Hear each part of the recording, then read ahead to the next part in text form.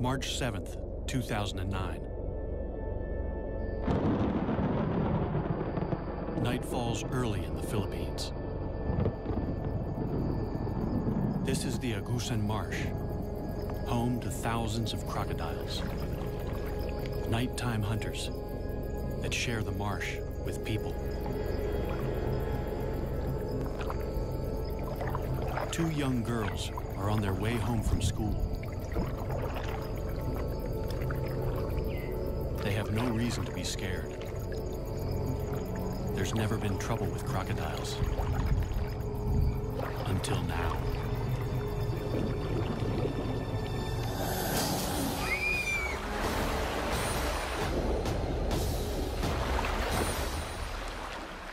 Only one girl survives. Hindi mabuti. Nung unang araw, we used to see them, but they didn't attack anybody. Hindi kanya attacking people, that's recent. Ngayon lang yung nangyari na mayroong inatake. Something has changed in the Agusan Marsh. A crocodile has gone rogue. And those who've lived to tell the tale say it's an absolute giant. A 6-meter monster, unlike anything ever seen in the swamp before. And they want it caught.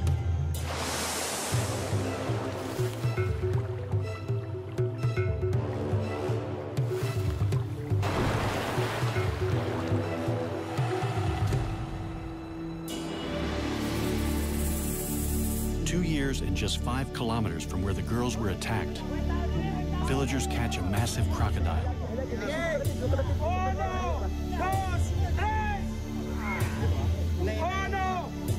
They hope it's the killer.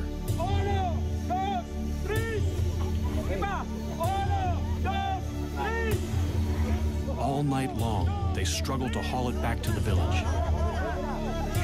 It's alive.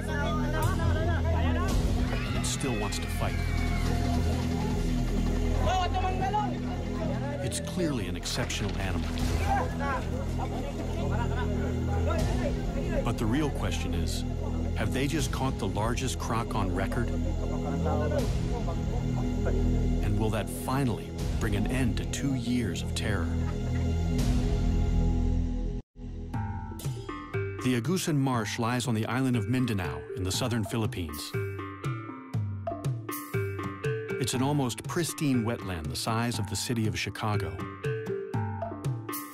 At the southern end lies Lake Mihaba. The enormous network of lakes, rivers, and marshland is an ideal habitat for crocodiles. People live here for the same reason as the crocs. The fishing is good. Some build their houses floating right on the water.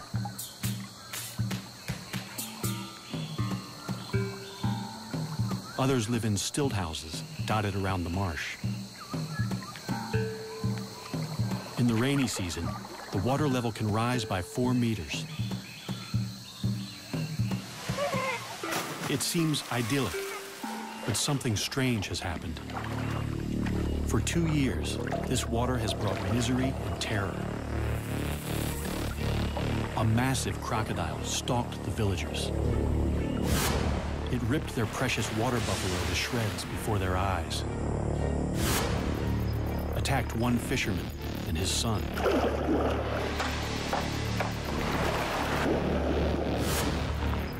And snatched another man from his boat to eat him alive. But it all started with the attack on the schoolgirls on Lake Mihaba, in the heart of the marsh.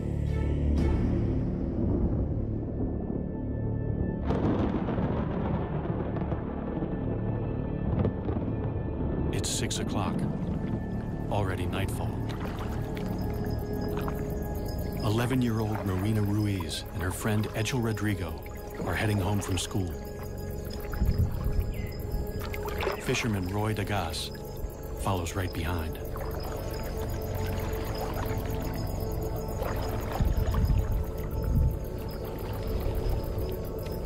None of them knows that they're being watched by a crocodile about to start a killing spree.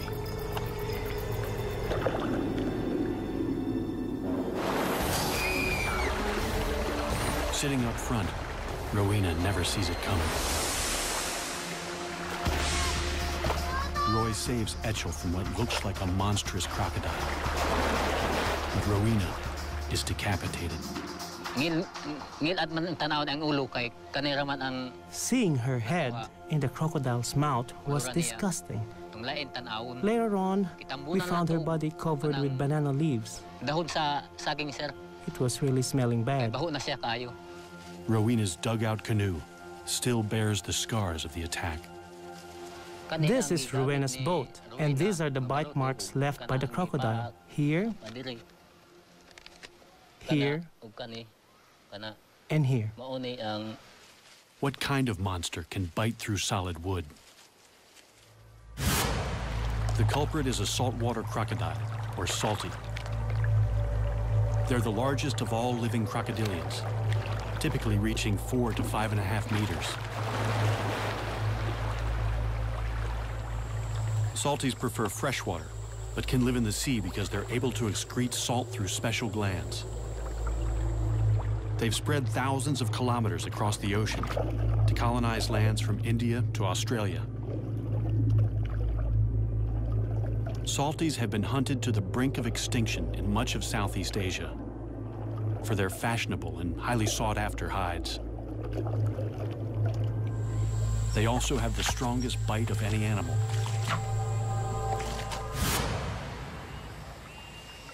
The Agusan Marsh is one of the last strongholds of salties in the Philippines. Since 1994, the crocodiles here are fully protected. Killing one could land you 12 years in prison. The tables have turned. Now the people are being hunted. Roy Dagas is badly shaken by the attack. I was afraid that Rowena's parents would blame me for her death and kill me, since I was the one who picked her up.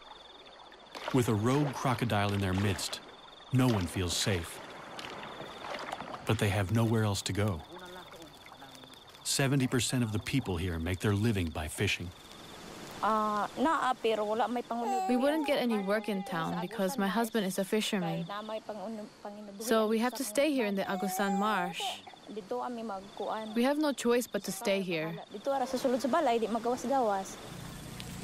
The people who live in the marsh are mostly an ethnic minority known as the Manobo. They live a mostly traditional lifestyle in one of the poorest areas of the Philippines, completely dependent on the marsh for their livelihood. After years of peaceful coexistence, people here suddenly live in fear of crocodiles. We stay inside most of the time because we are scared. We only go outside when Roy is around.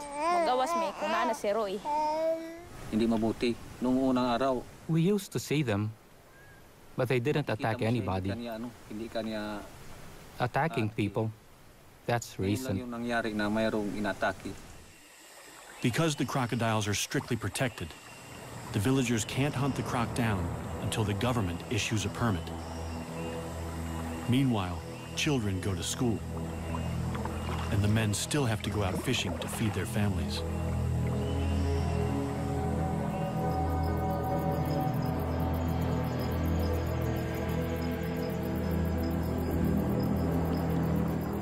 boy's brother, Rinaldo Dagas, is fishing with his son at their favorite spot in the marsh, right in the beast's lair.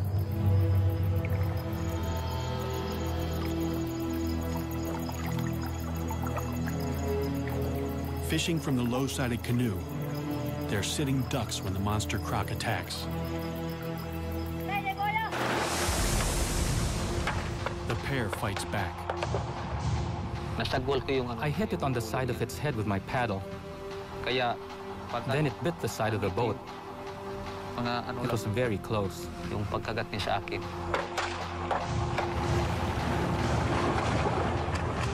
They bolt to the bank for safety. Reynaldo cheats death, one of the few who live to tell the tale. Nagpapasalamat po ako sa Lord nga I thank the Lord for saving me that night, or I would have been dead meat. natsambahan. Wala na ngayon. Just downriver from Lake Mihaba lies the village of San Marcos, population 1,075. The village has no electricity or running water. It's the main base for the Manobo, including people who live in floating houses and retreat here in the rainy season. Rudy Ayala is the chieftain of this area. Ang pinakadako nga hulga sa buaya. The biggest threat to crocodiles here is the growing number of people moving into the crocodiles' territory, competing with them for food and space. Competition for fish in the lake could be causing the big croc to seek out new food. In San Marcos, it's found a ready supply. The people throw their garbage, including animal carcasses, in the water. The crocodile has been spotted in the river that runs through the village. Rudy lays down the law. The advice is simple. Don't lure the crocodile into the village with easy meals. It seems to work. There are no further attacks near San Marcos. Instead, the crocodile sets off in a different direction. It's been spotted 5 kilometers south of Lake Mihaba, and it's about to kill again. Nueva Era is a remote village set back from the marsh. The small stream that flows through it is the sole source of water for 1,300 residents. A 15-meter wooden bridge is the only safe crossing, especially now that the croc is in their creek. It's a long way from home, having swum through a network of rivers and creeks to reach the village from Lake Mihaba.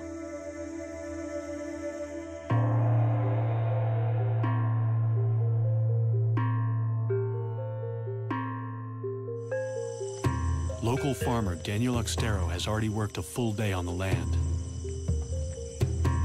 After dinner, he has to go out fishing, working a double shift to feed a wife and 7 children. He doesn't go far. Fishing near the bridge, he's within earshot of his younger sister. Daisy's house overlooks the creek. Kahit gabi na po ay nagmisda pa rin ang. Even though it was dangerous to be on the creek at night, Daniel had to go fishing so he could buy rice the next day and feed his family. Without knowing it, Daisy hears her brother's final moments. The night that Daniel disappeared at about 9 p.m. ng gabi. It was dead quiet in the village. I felt like I was the only one awake. Then the dogs started to bark angrily. Mga tahol ng aso, parang galit na galit ang mga aso. And then I heard splashes in the water. Very loud splashes. Malapit sa ilog namin na napakalakas na palo.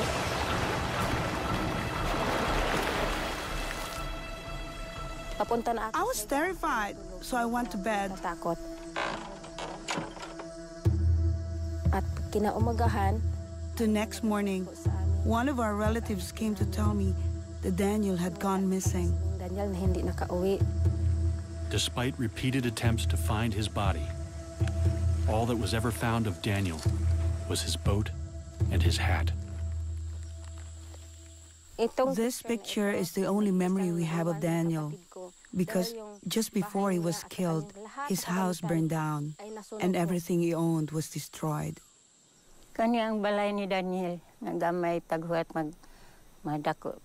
This was Daniel's house, but it burnt down. He was building another one when he went missing. Daniel's family lost a provider and a much-loved father and son. Of course I miss him. He's my son. Perhaps it was fate. He was a fisherman, and maybe this is a fisherman's fate. The fate of Daniel's killer is also sealed. The government in Manila has finally issued a permit to hunt down the rogue crocodile, as long as it's taken alive. There's only one man for the job. Croc legend Ronnie Sumiller has been hunting nuisance crocodiles for 20 years. This will be his most dangerous mission yet. Members of Daniel's family are eager to show Ronnie to where the attack happened.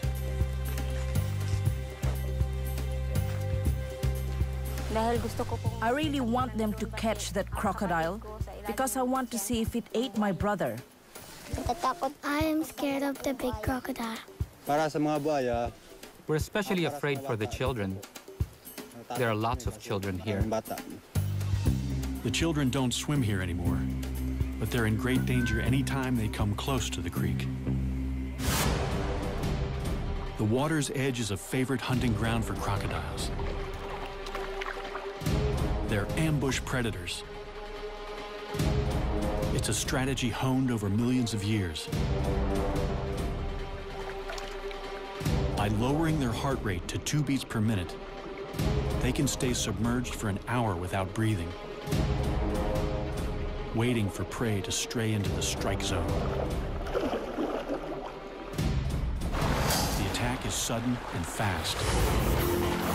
Death can be slow. Crocodile teeth are not for chewing. They're for holding the prey, while the croc uses brute strength to rip it to pieces. They spin to tear off chunks from large prey, the infamous death roll. Smaller prey is shaken to pieces. Ronnie's plan is to use the croc's own preferred hunting strategy to capture it.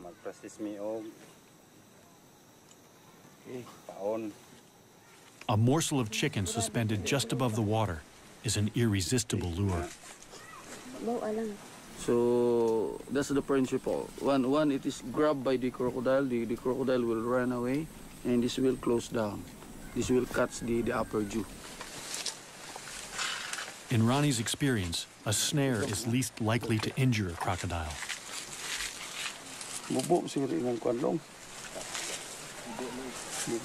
So, this is a hard job because we have to make sure that it's we have to capture it alive.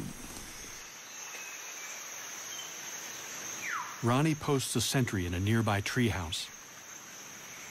Now, it's a waiting game.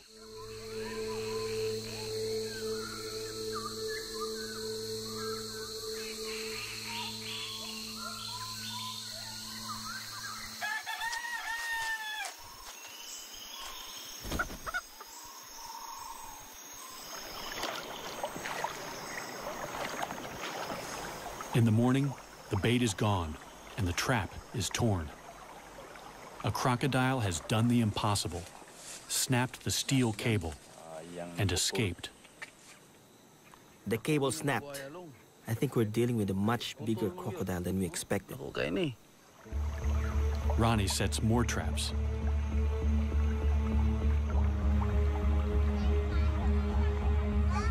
For the villagers, it's a terrifying wait. They find trap after trap in shreds. The croc must be huge. 3 weeks later, a trap finally holds.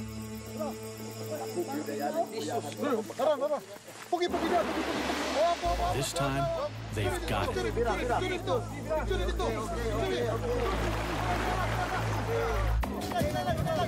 Several dozen men strain in a tug-of-war with a powerful crocodile on the end of their line. The beast is so heavy and so powerful that it takes several hours to haul it in. It's clearly no ordinary crocodile. But it's only when they finally land it that they realize exactly what they're up against. It's immense.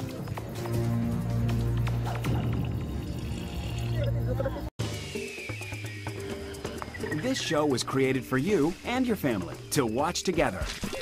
Welcome to Nat Geo Wild.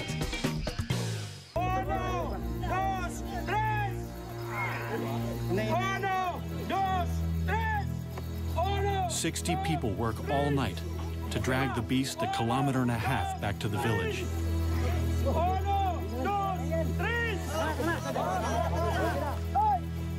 It's over a ton of muscle, power, and killer instinct.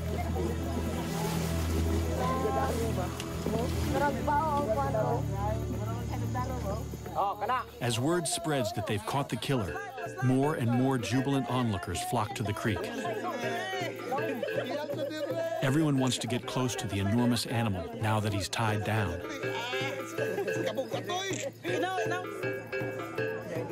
There's plenty of fight left in the croc.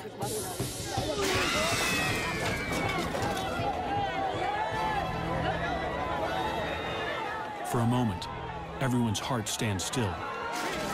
The ropes only just hold. But the hard part is yet to come. They have to transport the enormous reptile 11 kilometers to a purpose-built tourist park at Consuelo, near the main road. The problem is, the road to the park is on the other side of the creek. And the only bridge is far too rickety and narrow. They have to transfer the killer crocodile to a makeshift pontoon and float him across.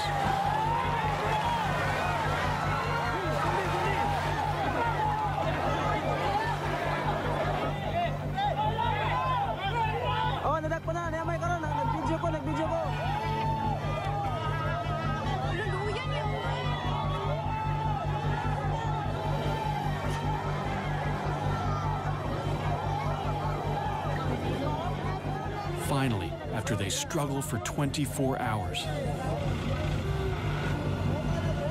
victory.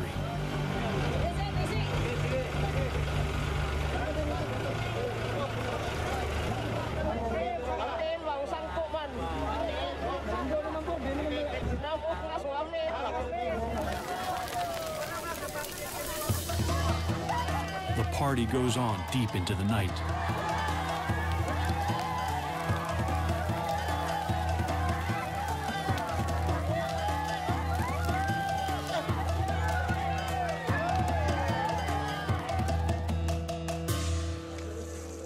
Morning finds the monster the star attraction at the Echo Park. Its pond was initially going to be a swimming pool for children. It's clearly a male. He weighs more than 1,040 kilos. Female salties rarely exceed 160 kilos and grow no more than 4 meters. This guy looks to be over 6. They call him Lolong. Lolong could get them into the Guinness Book of Records. They finally get a good look at him, but the villagers have second thoughts about whether this is the killer croc. That's not the right one, is it? No, it's too small. In the cold light of day, they say that no matter how big he is, he's just too small to be the killer.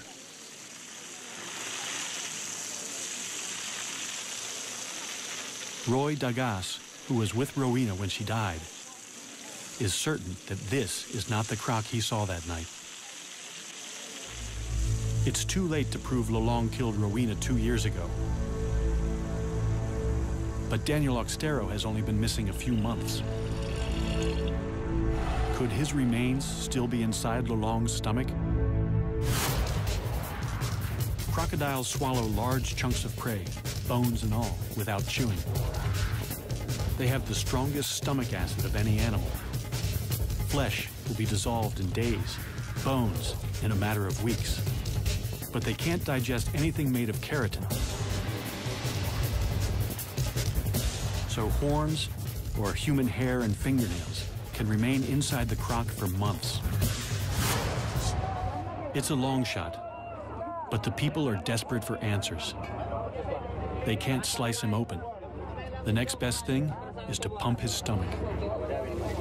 As soon as news of the capture breaks, Ronnie rushes back to the village to look for proof. He inserts a length of plastic tube down the croc's gullet. Then he pours bucket after bucket of water into him until the croc vomits violently.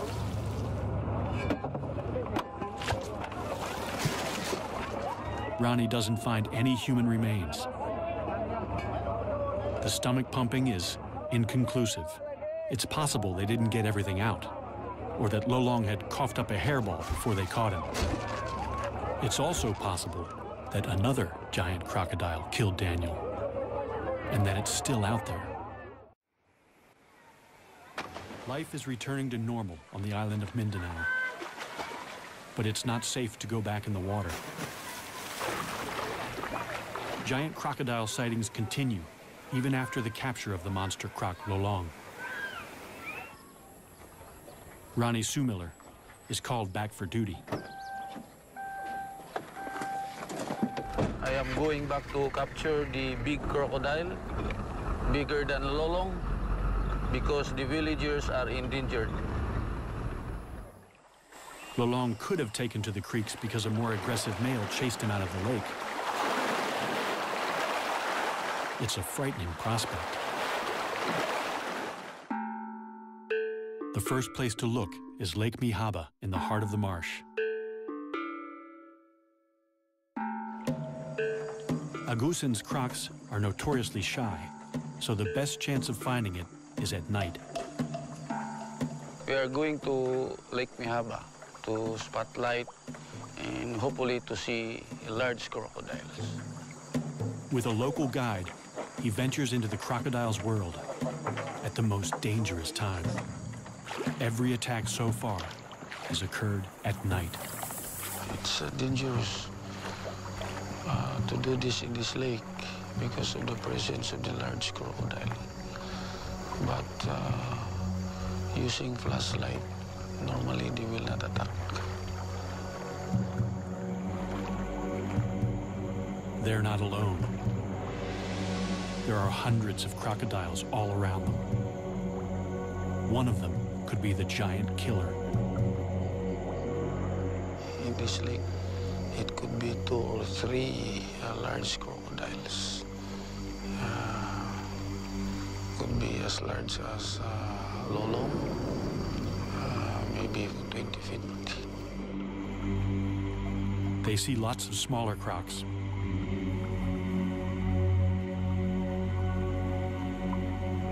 Ronnie spots a likely suspect. Or it could just be the light playing tricks. This is the area where Rowena was attacked by the crocodile. So the boat was capsized. They don't want to be the next victims, so Ronnie calls it a night. Then he gets another break in the case. Near Nueva Era, he hears of a rare sighting of a giant crocodile in broad daylight. He misses it by only hours. Hello. Hello. Did you see a crocodile over here? Yes, at about 11 o'clock. So, this is where its head was positioned? Yes, with its shoulders over here. How big do you estimate its head was? It was huge, and he had his mouth open like this. With a stick, Ronnie measures where the head was so he can estimate the croc's total length. So they're at the pit. I've never seen a crocodile like this. This is almost 40 feet, I should say. It's really a huge crocodile. Even for a skeptic, it's scary to imagine the croc that hauled out here. Then Ronnie discovers that this is not the first time that someone has reported a 12-meter croc around Nueva Era. A few months ago, Javar Abdul saw a colossal crocodile take down his prize water buffalo, or carabao. Imagine the croc that could take down one of these. A fully grown carabao weighs almost 500 kilos. Losing an animal like this is like losing a tractor. They are our livelihood. We use them to plow the fields and to haul logs. It was a huge loss for me because it was the only carabao I had. The monster dragged the massive carabao downstream, but got stuck under the bridge, so Javar got a good look at the culprit. So why couldn't the croc pull the carabao under the bridge? The water level was too high, so the legs of the bridge were blocking it.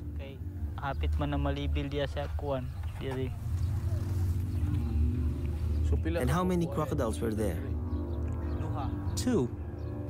2? Were they different sizes? Yes, a big one and a smaller one. Then he drops a bombshell.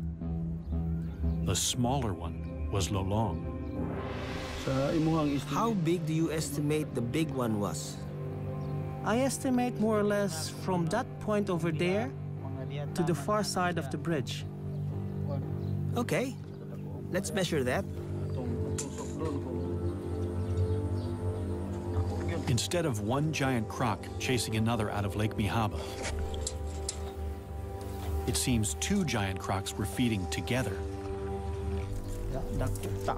And the second one was even bigger than Lolong. Wow! 12 meters, ang taas. Oh, dako gyud nga buhaya kay 12 meters man. Ronnie now has 2 sightings of a croc even larger than Lolong, the one they captured. And no incriminating material in Lolong's stomach. So another croc could be responsible. Good news. An expert is on his way to measure Lolong and see if he's a contender for the world's largest croc. Dr. Adam Britton is the go-to guy for crocodiles for the Guinness Book of World Records. He certified the current record holder only a few months ago. At 5.5 meters, Australia's Cassius Clay is the world's largest captive crocodile. Lolong could be bigger. Nothing can prepare Adam for what he's about to see. Here we go, Adam. Let's So see Lolong. this is Lolong. Yep. Oh my God. Oh, he's absolutely huge.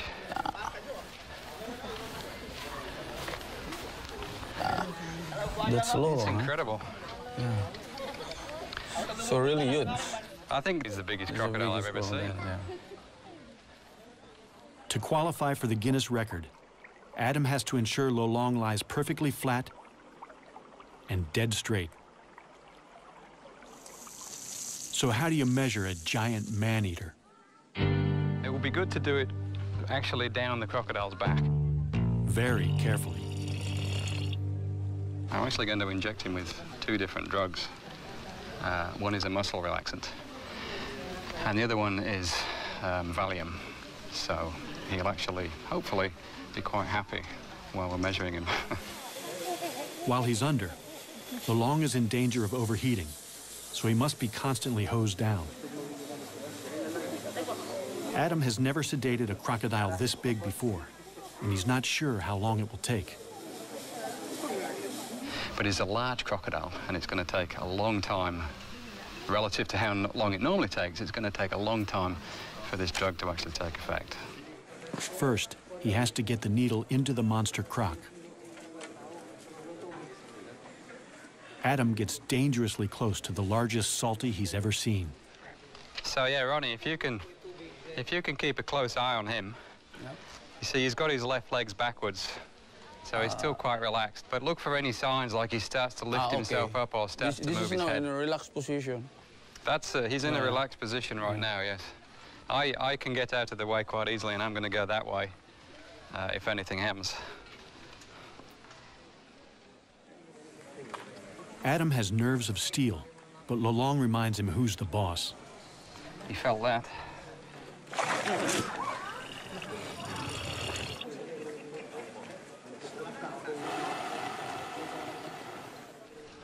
He's got some really powerful muscles that run down his tail, and this is intramuscular. So I'm just gonna go between the scales here. You see this skin is so soft. It'll just go straight in. If I were to try and get it through there, it's actually quite tough. Okay.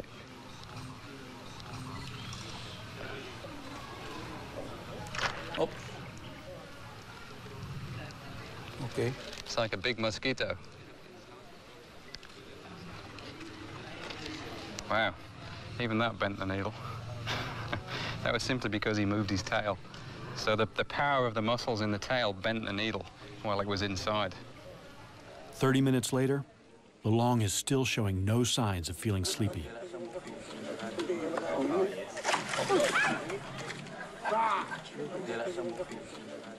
It's actually good. Every time he swings like this, then his blood is pumping. And the sedative that we put in will take effect more quickly. Okay. The sedatives are still showing very little effect. But Adam has drugged Lolong as much as he dares. Too much could kill him. They're going to have to shut those massive jaws by force. We have to remember that this crocodile is huge, is enormously heavy, very powerful. Adam can't do it alone. He's going to need some help. We're going to use 6 people for this procedure. He's going to have, by the time we've finished here, he's going to have 2 ropes on his jaws. So one person on either side of his head is going to hold those ropes nice and tight. Then I'm going to jump on the back of his neck and push his head down. This is after I put a towel on his eyes. I'm going to get one person then behind me to help me keep weight on his chest, and then 2 more people on his back legs.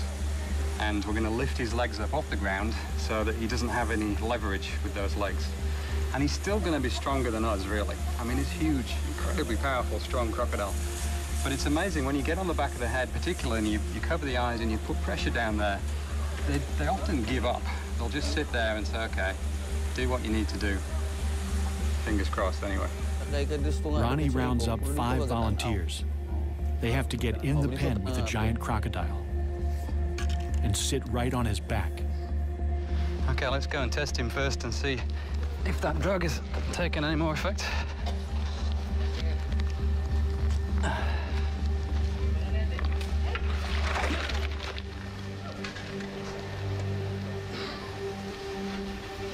Yeah, just poke him, just touch him gently there.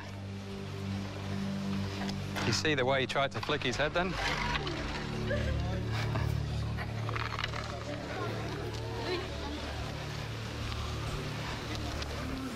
He's definitely lost some of his strength. They place towels over Lolong's eyes to help keep him calm. Okay.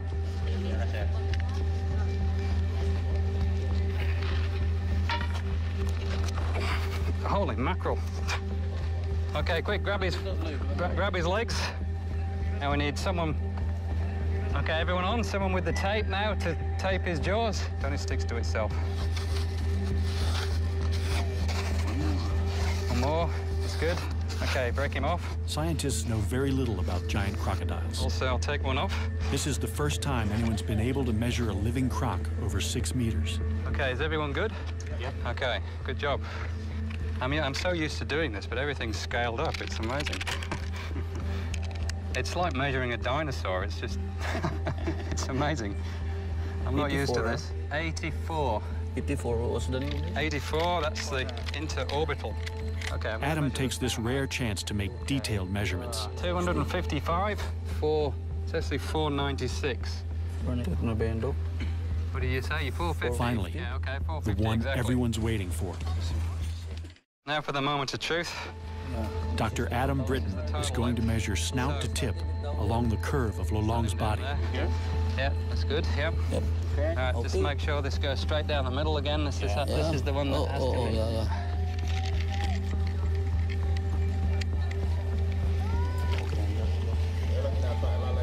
Can I get someone to hold this? 6170. 6170. Which is the largest saltwater crocodile in the world. 6170. In fact, that's the largest crocodile in the world, full stop. 6170. Lolong is 6.17 meters long, the largest known living crocodile, by more than a half a meter. Time for a photo opportunity as Adam declares a new Guinness World Record. The official size of Lolong is 6.17 meters.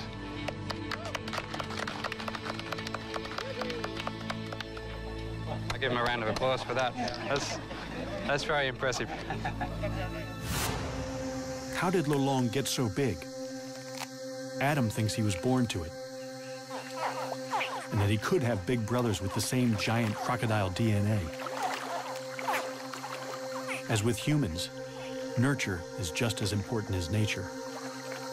Crocs grow most when they're young, but any stress inhibits growth. Only 1 or 2 siblings in a clutch reach their full potential.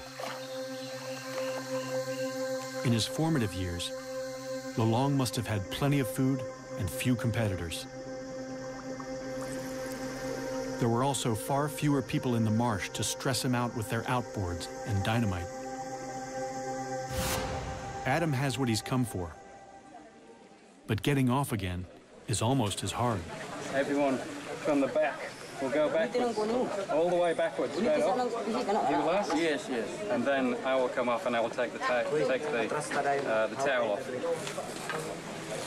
So what you need to do now is cut this rope, cut this tape, sorry.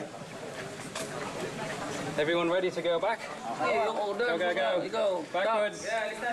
Keep going. Keep going. You too. Yeah. Okay, now you can... While Lolong is still a bit groggy, Adam can't resist the temptation to get his first really close look at the business end of a 6-meter croc. This is probably the most powerful set of jaws in the world, with teeth that'll make a meal of anything unfortunate enough to get too close. One thing that's interesting with these big crocs is the size and the shape of the head varies a lot. Lolong's is quite wide, so it's actually very interesting. He's got all these incredible, gnarly ridges all the way down the front of his snout. But you look at his head and it's so flat and wide. Oh, and now he's opening his eyes to look at me. So, well, if he's looking at me, I'm going to move a little bit further out of range. So a saltwater crocodile has got the strongest bite of any animal, without question, and particularly Lolong. I mean, this will be, if we were to measure this bite, he would be the strongest that had ever been measured. It's quite amazing. But if you're going to have such an incredibly strong bite, then the jaws have got to be strong enough so that they don't splinter when you bite down on something like a turtle, for example. And the whole shape of the crocodile's head is really designed to give it that strength so that it's reinforced. So if he bit down on something, then it's not going to escape. Which reminds me, I better step back before I actually test this myself. Lolong is now officially the world's largest crocodile. His newfound fame is a massive boon to the community's tiny economy. In just the first few months, he brings in over $11,000 from tourists. There's a thriving cottage industry of Lolong-related goods. Their once mortal enemy has become a source of pride. However, there is still no proof that Lo Long killed anyone. The attacks probably started because more and more people are moving into the crocodile's territory. And crocs are smart. Once they're onto an easy meal ticket, they'll keep coming back. There have been no more deaths since Lo Long's capture. Still, the rumors of another giant croc won't go away. And after Adam and Ronnie go home, the people of the Agusan Marsh will still be living with thousands of crocs just meters from their houses. They've caught the world's largest crocodile, and they have a pen ready for his bigger brother. No matter what the experts say, the people believe that the real killer is still out there.